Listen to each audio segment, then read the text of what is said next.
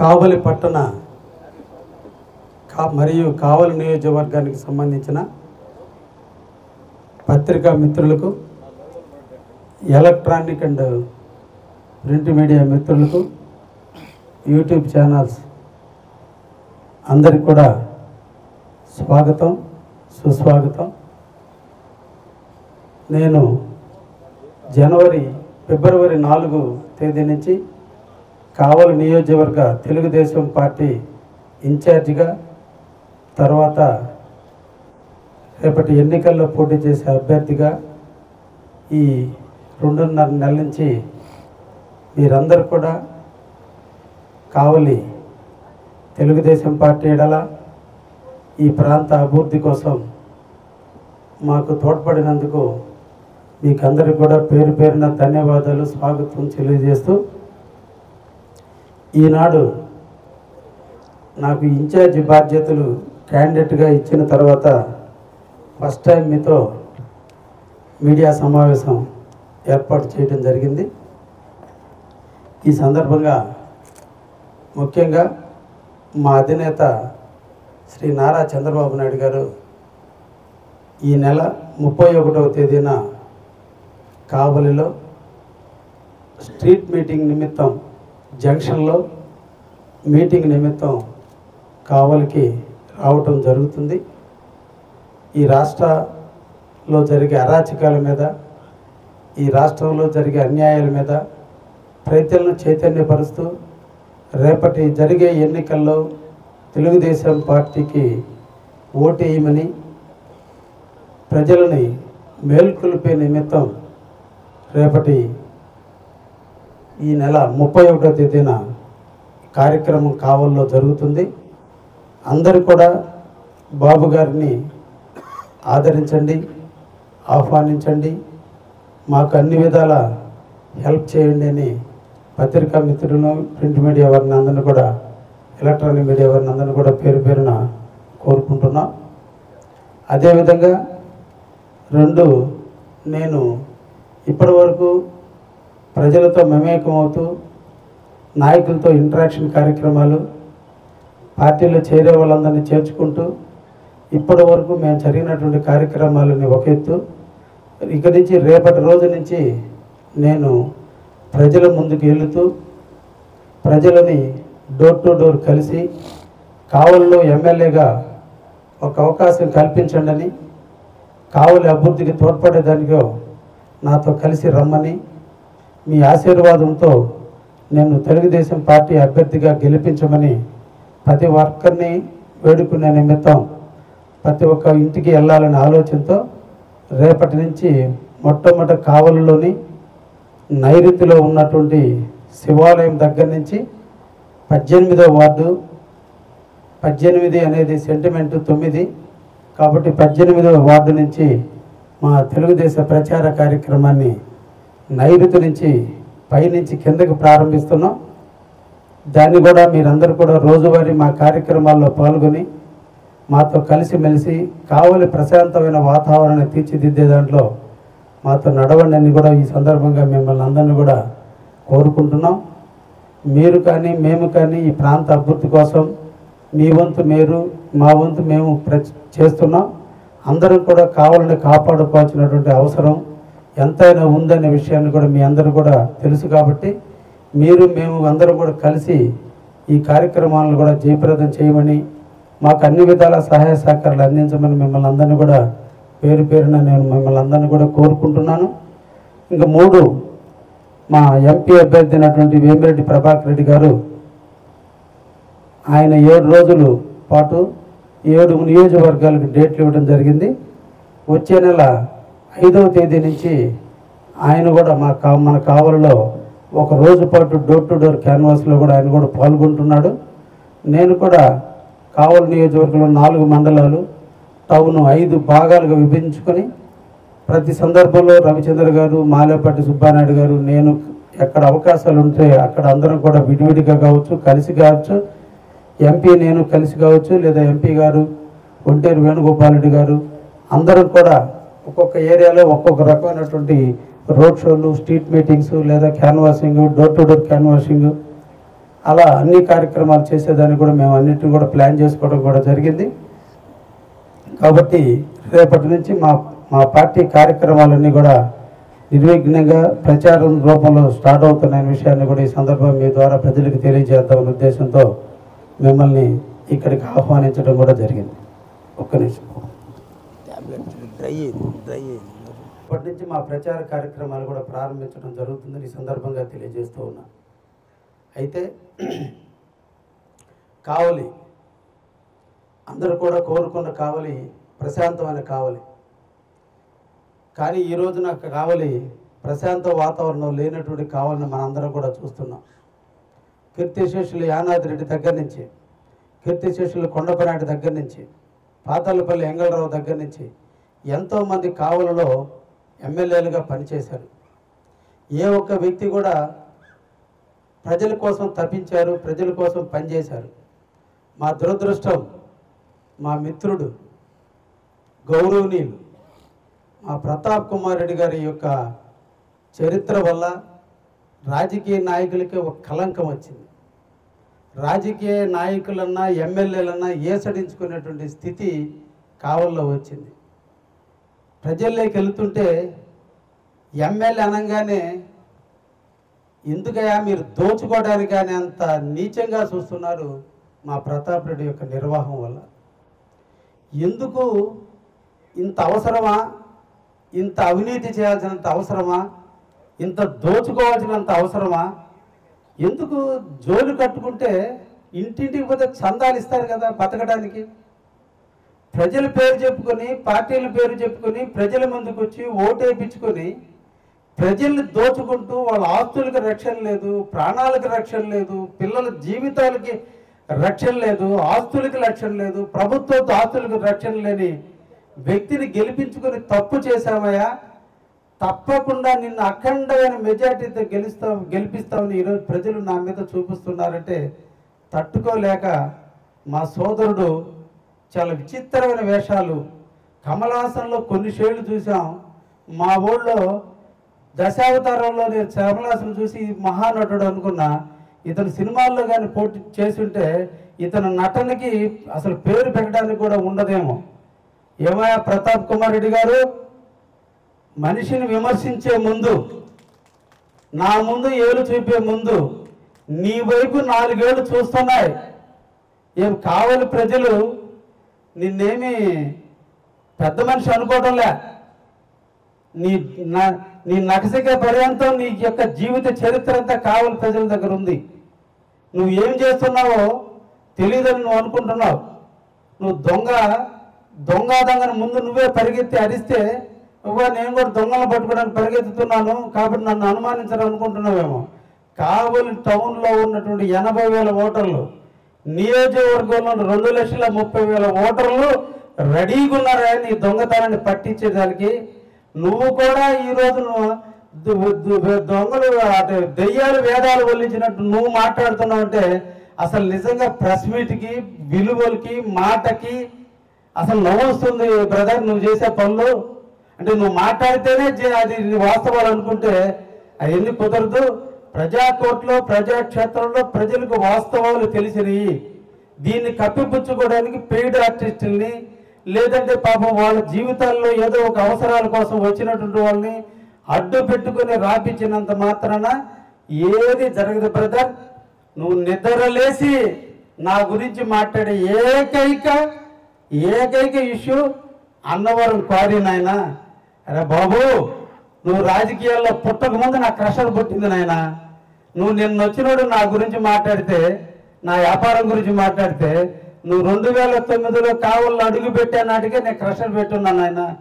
Licence లేకుండా నాడు కాంగ్రెస్, తర్వాత తెలుగుదేశం, తర్వాత నీ పార్టీ, ఇన్ని పార్టీలు పరిపాలిస్తే ఇన్ని పార్టీల్లోనూ నా క్రషర్ రన్ అయింది నాయన.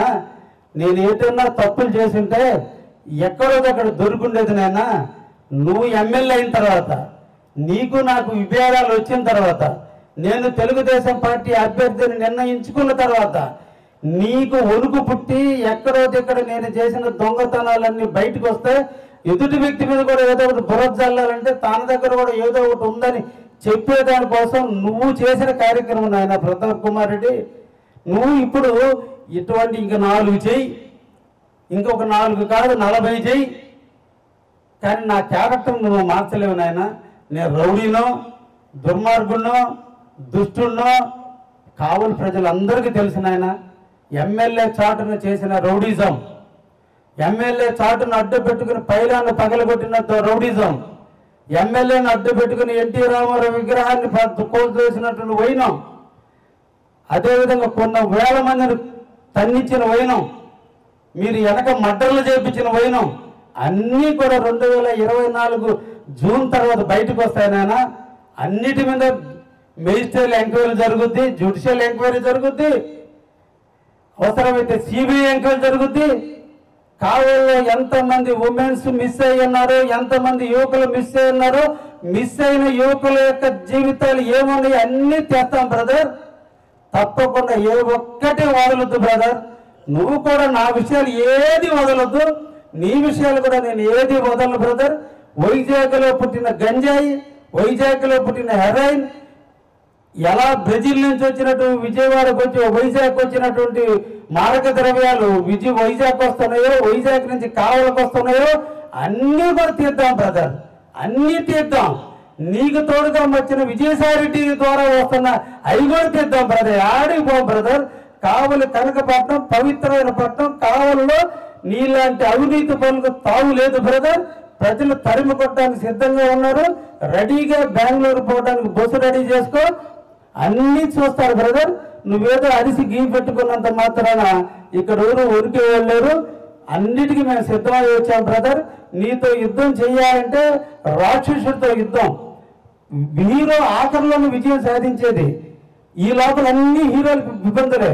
కాబట్టి నీ రాక్షస తత్వాన్ని చూసి నేను పోటీ చేయడానికి ముందుకు వచ్చాను బ్రదర్. ఈ రోజున నువ్వు కళ్ళబొల్లి మాటలు చెప్పొచ్చు, పెయిడ్ ఆర్టిస్ట్ చేత 100 రకాల పోస్టులు పెట్టచ్చు.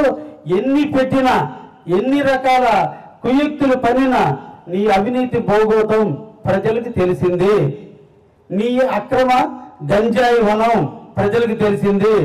నువ్వు కావలిలో బ్రౌన్ షుగర్ హెరాయిన్ ని సప్లై చేస్తున్న విషయం ప్రజలకు తెలిసింది. నిన్ను వ్యతిరేకించిన యువకులను నువ్వు చంపించిన వైనం కావలి ప్రజలకు తెలుసు. అన్నీ తెలుసు బ్రదర్. ఎవరిని రౌడీలు పెంచుతున్నారో, ఎవరిని ప్రజలను కొట్టిస్తున్నారో, ఎవరిని ఇబ్బంది పెడుతున్నారో కావలి ప్రజలందరూ తెలుసుకున్నారు. తప్పకుండా రేపు జరిగేటువంటి మే 13 జరిగే ఎన్నికల్లో నాకు బుద్ధి చెప్తారో, నీకు బుద్ధి చెప్తారో. ఇంకెందుకు నాయన 40 రోజులు వెయిట్ చేయనాయన. నీ ఓపిక తొందరలో ఉన్నావు నువ్వు బెంగళూరు పోవడానికి. నువ్వు ఎన్ని బెంగళూరులో ఎన్ని రియల్ ఎస్టేట్లు చేసి ఎంత దొంగతనాలు చేసావు బ్రదర్. మంగళగిరిలో నీ ఆస్తులు ఎందుకు కొనలేదు బ్రదర్? ప్రజలు ఎంత డీవియేషన్తో కట్టావు బ్రదర్. నువ్వు ఎన్ని అక్రమాలు చేసి కట్టావు బ్రదర్. 7 ఎకరాలు లేఅవుట్లు వేసావు బ్రదర్. భూమి ప్రభుత్వ భూమి, ప్రైవేట్ భూమి బ్రదర్. చేసిన అరాచక దొంగగా ఒకటి అందరూ నీలాగే కనిపిస్తాయి బ్రదర్. అందరూ నాలాగే ఉండాలంటే మేము ఉండలేము బ్రదర్. మేము ఒక సిస్టానికి అలవాటు పడ్డాము. మాకు తెలిసిందల్లా సేవ చేయటం, గౌరవంగా బతకటం, గౌరవంగా ఉండటం, చేతైతే సహాయం చేయటం బ్రదర్. నీకెంతసేపు దోచుకోవడం బ్రదర్. నువ్వు నాలాగా నువ్వు మారలేవు, నేను నీలాగా రాలేను. నువ్వు రౌడీ చేయమంటే చేసేవాడిని కాదు. నువ్వు ఈ చెంపతో కొడతానంటే ఆ చెంప చూపించి కొట్టురు నాయన. కానీ దీనికంటూ పరిణామాలు ఇంకో రకంగా ఉంటే చెప్పే టైపే తప్ప మేము రౌడీ చేసే టైపు కాదు కదా. కావలిలో ఉండే తెలుగుదేశం కార్యకర్తలు ఎక్కడైనా ఎవరినైనా కొట్టినట్టు కానీ ఏదైనా చేసినట్టు ఉంటుంది ఎక్కడైనా ఉందా బ్రదర్?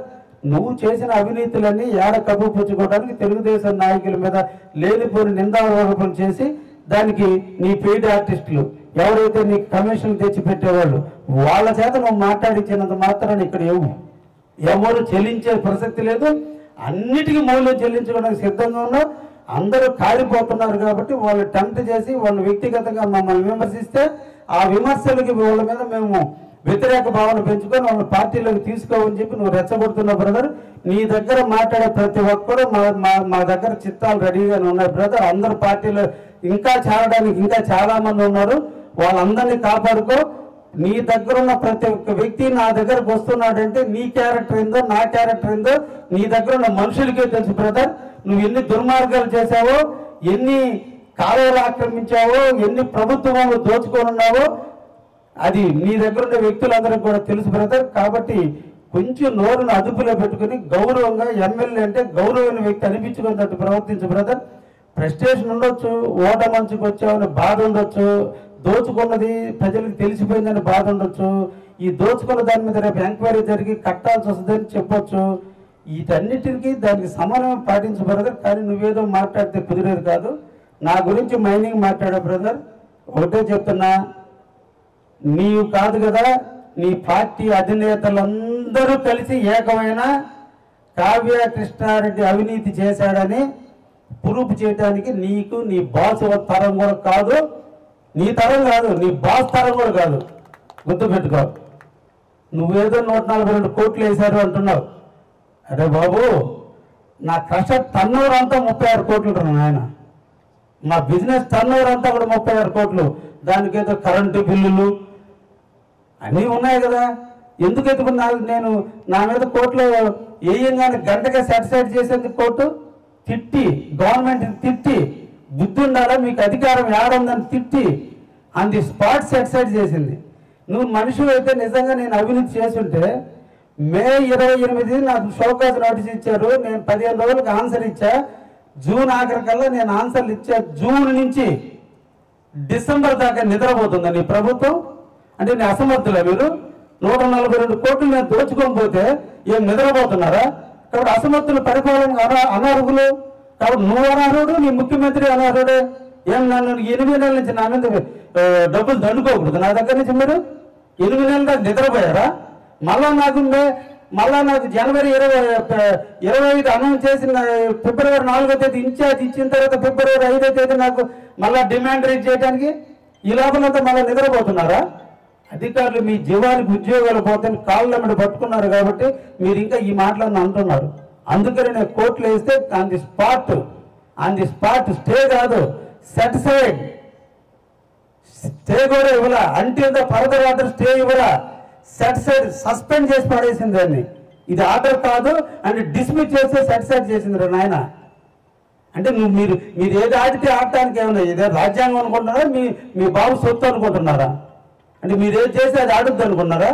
కావాలి ఆర్డీఓను, లేదంటే కావాలి ఎంఆర్ ఆఫీస్ అనుకుంటున్నావా? నువ్వు చెప్పినట్టు చేయటానికే. అది హైకోర్టు. దాన్ని నువ్వు కోర్టు జడ్జిమెంట్ ఇచ్చిన దాన్ని కూడా నువ్వు కామెంట్ చేస్తున్నావు అంటే నువ్వు చదువుకున్నాడువా, లేదంటే సంస్థల మీద లేదా వ్యవస్థల మీద గౌరవం ఉండేవాడువా? ఒక రౌడీలాగా బిహేవ్ చేస్తున్నావు. కోర్టు ఇచ్చిన ఆర్డర్ అన్నిటికంటే పవర్ఫుల్. నువ్వు ఫూలే, అది పవర్ఫుల్. పులిష్గా మాట్లాడితే అంటే దేనికి వచ్చినా లాస్ట్కి అన్నవరం పాడా. అది నా సొంత గడ్డ. జలదింగ మండలం ఎంపీపీగా పనిచేసిన వ్యక్తిని, అప్పటి కావలి నియోజకవర్గంలో పార్ట్. నేను స్థానికుడు కాదు, ఎక్కడి నుంచో వచ్చాడు. పాతూరు గడ్డ. కరెక్ట్, నువ్వు పాతూరు బిడ్డే. నువ్వు నిజంగా పాతూరు బిడ్డవైతే, నువ్వు రైతు బిడ్డవే అయితే, రైతుల పాలిట వ్యక్తివైతే, దమ్ముంటే ఇద్దరం డిపాజిట్ చేద్దాం. 5 కోట్లు ఇద్దరం. అధికారులకు పవర్ ఇద్దాం. నీ మనుషులు నా మనుషులు ఆక్రమించిన భూములు తీద్దాం. నీకు ధైర్యం ఉందా? నీకు ఛాలెంజ్ చేస్తున్నా నేను. లేదా నువ్వు 1 రూపాయి ఖర్చు పెట్టబల్ల పత్రికాముఖంగా రా ఎంఆర్ఓకి. నేను ఇస్తున్నా 123 ఎకరాల భూముల్ని నీ మనుషులు నువ్వు నీ దొంగలేముట్ల రూపంలో ఆక్రమించావు. సర్వే నెంబర్తో సహాయిస్తా. మీ జిల్లా కలెక్టర్ గారు ఇచ్చిన ఆర్డర్ల ప్రకారం, ప్రొసీడింగ్స్ ఇచ్చిన ప్రకారం 123 ఎకరాలు. ఈరోజు ఎకరా అంకణం ₹1,00,000 అమ్ముతున్నారు మీరు. ఎకరాకి 450 అంకణాలు, 4.5 కోటి. 123 ఎకరాలు, 600 కోట్ల ఆస్తులు దోచుకున్నావు. నీకు ధైర్యం ఉందా? నువ్వు దొంగతనాలు చేసి నా మీద నువ్వు 7 ఎకరాలు అంటున్నావు. 7 ఎకరాలు కాదన్నా నాయన, నీకు తెలుసో తెలియకుండా మాట్లాడతావు. 9.47 సెంట్లు, ఒక సర్వే నెంబరు వచ్చి 12 ఎకరాలు అయినా మాకు లైసెన్సులు ఇచ్చింది. ఇంకోటి కూడా మళ్ళా కూడా చెప్తున్నా, తెలుసుకోకపోతే నీకు అంత చదువు లేదు, నీకు ఎంతసేపు ఊళ్ళో ఆస్తుల మీద మమకారం తప్ప వ్యవస్థ మీద ఆలోచన నీకేడుంది. కానీ నీకు కావాలంటే చదువు చెప్తాను, నేను లెక్చరర్ని, బాగా పాఠాలు కూడా బాగా చెప్తాను. ఒకరోజు ట్యూషన్కి వస్తానంటే కూర్చోబెట్టి వ్యవస్థలో ఎన్ని ఉంటాయి, ఏం చేయాలని నీకు నేర్పుతా. ఈ సందర్భం కూడా మైనింగ్ యాక్ట్ చెప్తా. నీకు తెలుసుకోవాలంటే మీ ఇంజనీర్లు అందరినీ పిలిపించుకొని ఒకసారి ఇంట్లో కూర్చో. అన్నవరం క్వారీ నుంచి మెటల్ తోలిన మెటల్ అంతా కూడా ప్రభుత్వం R&D వర్కులకి, ఇరిగేషన్ వర్కులకి, మున్సిపల్ వర్కులకి, జుబల్దీన్ హార్బర్కి అన్నిటికీ తోలింది గవర్నమెంట్ వర్కులకేనైనా. కావ్యకృష్ణ ఇంటికి తోలుకోలేదు. తోలిన ప్రతి వర్క్కి సంబంధించిన సేంద్రేజ్ డబ్బులన్నీ కూడా కన్సర్న్ డిపార్ట్మెంట్ డిడక్ట్ చేసుకుని మైనింగ్ డిపార్ట్మెంట్ కట్టింది నాయన.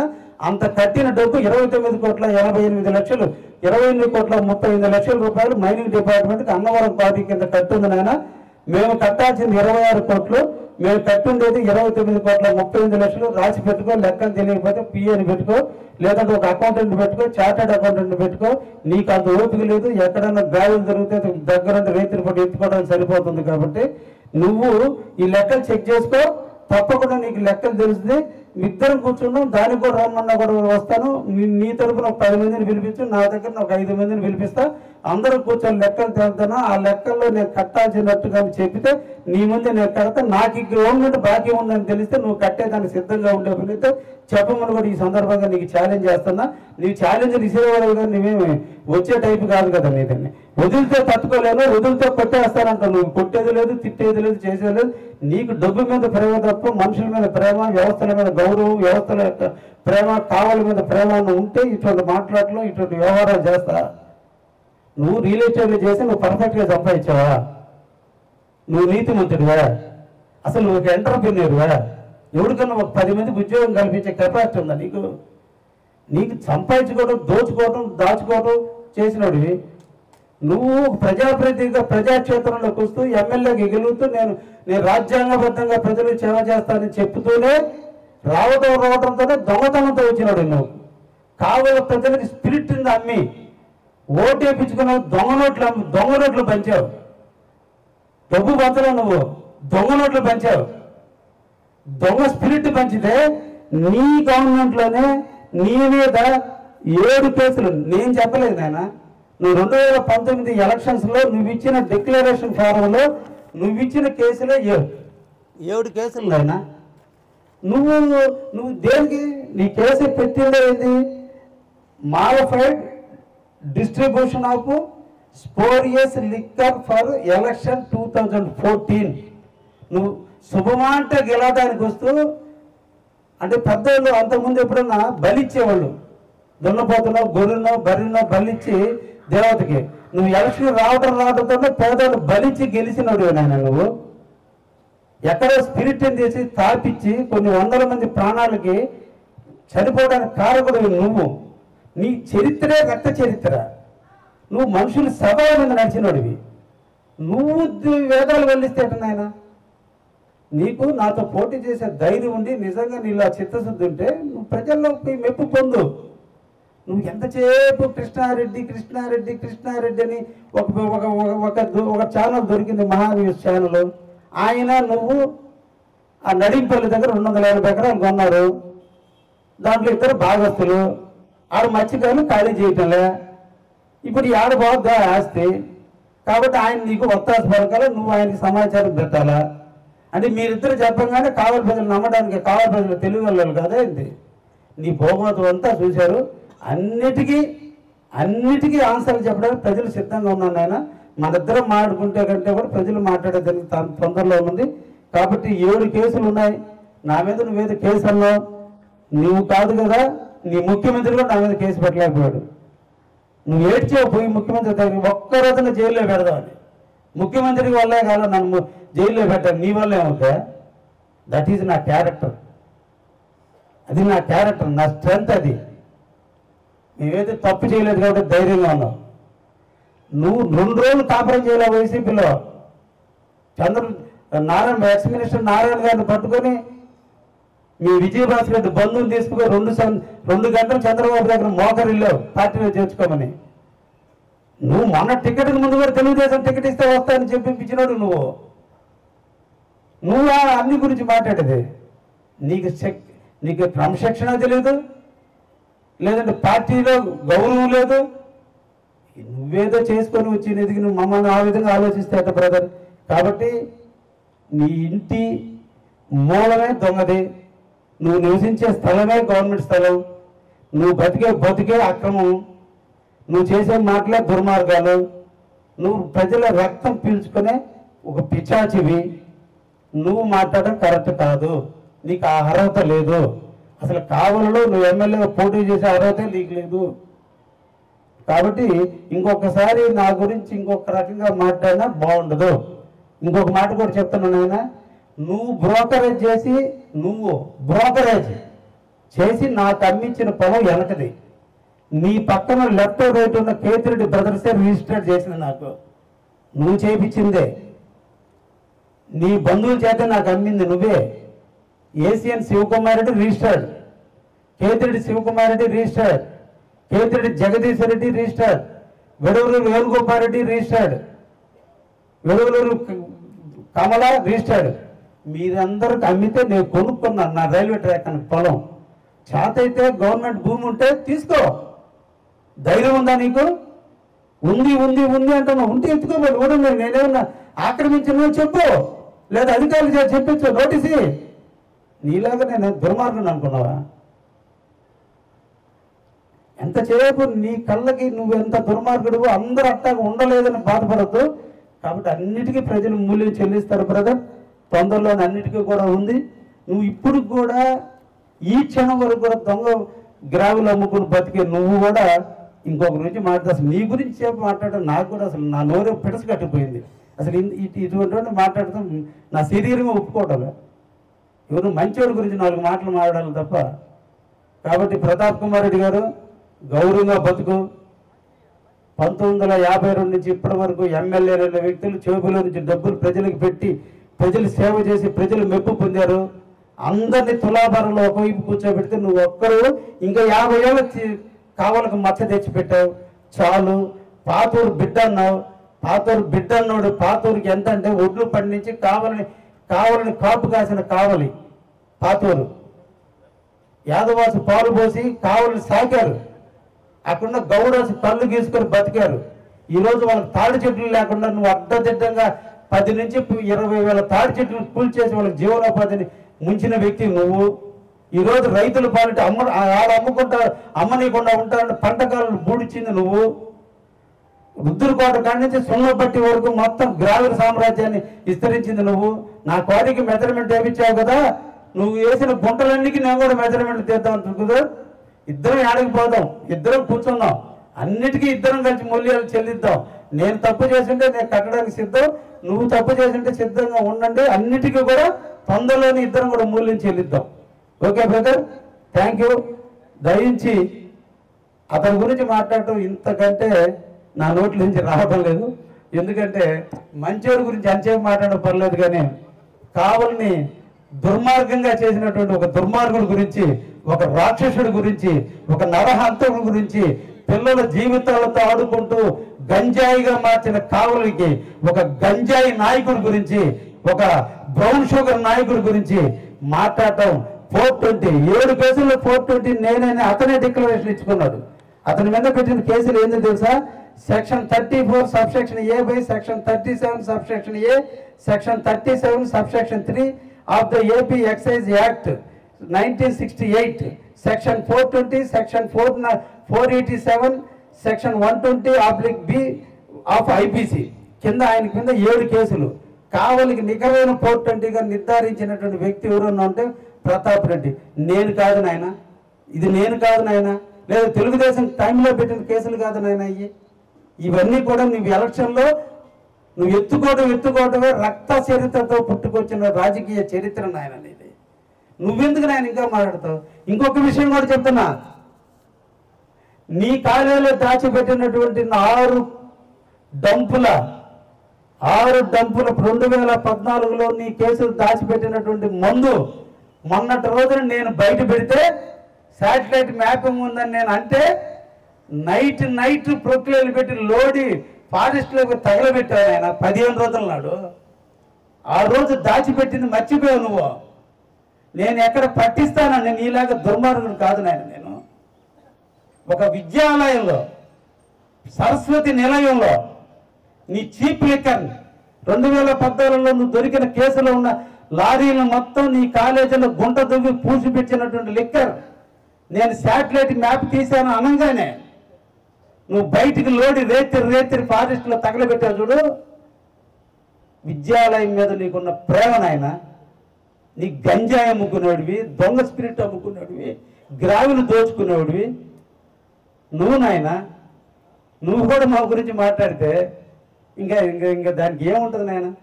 కానీ బ్రదర్, ప్రజాక్షేత్రం ఉంది, ప్రజలు న్యాయ నిర్ణేతలుగా ఉన్నారు, ప్రజలు దేవుడి పాత్ర పోషిస్తారు. ప్రజాక్షేత్రంలో నీదో నాదో ప్రజలు నిర్ణయిస్తారు. Wait and see brother. నేను ఇంకా తొందరపడాల్సింది నేను లైఫ్లో ఫస్ట్ టైం కాబట్టి నాకు ఆతృత ఎక్కువ ఉంటుంది. 10 ఏళ్ళు చేసావు బ్రదర్, ఓపిక కొంచెం ఓపిక పెంచుకో. ప్రజలు నీ వైపు ఉంటే నీకు ఓటేస్తారు, నా వైపు వస్తే నాకు న్యాయం అనిపిస్తే నాకు ఓటేస్తారు. కొత్త నేను పరిగెత్తాను బ్రదర్, నువ్వెందుకు పరిగెత్తున్నావు? కాబట్టి అన్నిటికీ కూడా జూన్ 4వ తేదీ రిజల్ట్ రూపంలో సాయంత్రం 5 గంటలకి ఎవరింటికి తాళాలు వేసుకొని ఎవరు హైదరాబాద్ పోతారో, బెంగళూరు పోతారో, మెడ్రాస్ పోతారో తెలుద్దు బ్రదర్. పాప నేను నమ్ముకున్న వాళ్ళు పాప నీ కోసం పెయిడ్ యాక్సిడెంట్గా మారారు, చేయకుండా అకృత్యాలు చేస్తున్నారు, రోడ్డును అడుగుతున్నారు బ్రదర్. రోడ్డు నేను ఎక్కడ వెళ్ళలేదు బ్రదర్, రోడ్డును అడుగుతున్నారు. ఈ రోడ్డు ఎందుకు చెడిపోయిందని అడుగుతున్నారు బ్రదర్. నాయన అడిగే మహానుభావ, లారీలు తిరిగేదానికే నాయన రోడ్లో, లారీలు అమ్మే రోజే ట్యాక్సీలు కట్టించుకుంటారు నాయన, రోడ్డు మీద తిరగడానికే నాయన లారీలు కొనేది. అది కావ్యకృష్ణ లారీలా, ప్రతాప్ కుమార్ రెడ్డి లారీలా, సుకుమార్ లారీలా, లేదంటే నీ లారీలా కాదు నాయన. లారీలు ఉండేది రోడ్డు మీద తిరగడానికే, ప్రభుత్వం ఉండేది రోడ్డు మీద రెన్యువల్ రోడ్లు వేయడానికే. దానికి 3 నెలలకు ఒకసారి రోడ్లు లారీ ఓనర్లందరూ ట్యాక్సీలు కట్టేది నాయన. తెలుసు, మరీ నటించండి కానీ మరీ జీవించగాకండి ఆయన. అన్నిటికీ అందరినీ మూల్యం చెల్లించాల్సిందే. కాబట్టి ఆయనకేం వెళ్ళిపోతాడు. మీరు రేపు అన్నిటి రకాలు చూసుకునేది. కొంచెం ఆలోచించి విజ్ఞతతో ప్రవర్తించండి. Thank you brother.